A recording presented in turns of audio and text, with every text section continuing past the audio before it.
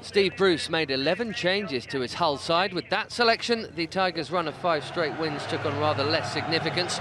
We also saw 4 seasons in one day at Gigg Lane, which might have given Bury cause for further optimism against the 2014 finalists. Indeed, it was the Shakers who threatened first in the early sunshine, via Danny Rose, whose last goal came in round 1 at the start of December. The first goal, though, was Hull's. One of their incoming 11 was young Chuba Akpom, and when David Myler's shot was pushed out by Ian Lawler, the Arsenal loanee was in the right place on 14 minutes, dousing those flames of hope for the League One hosts.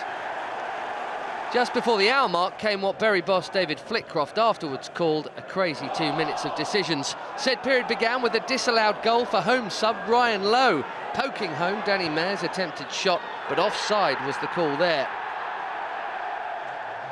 So nearly 1-1 then, but as is so often the case, up the other end went Hull and doubled Bury's pain. It was another contested call too. Sonny Aluko passing both Chris Hussey and Reece Brown. Apparently there was contact from the latter. After a brief discussion involving David Myler and Michael Dawson, Akpom assumed responsibility for the spot kick and he buried it. 2 goals in his previous 25 games before this, now 2 in 40 minutes, and it would get better still before the day was out.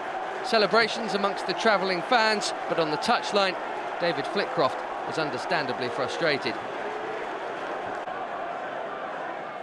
While the penalty may have been questionable, there were no doubts at all about the goal that brought Akpom his first career hat-trick, also just his 5th career goal in senior football. That same bottom corner found again, and those same fans were quickly reunited with their new hero for the day. Good times for Hull, in pole position in terms of their promotion chase. The Championship leaders were now through to the last 16 in style, having rested most of their regulars. But there would be no clean sheet for them here.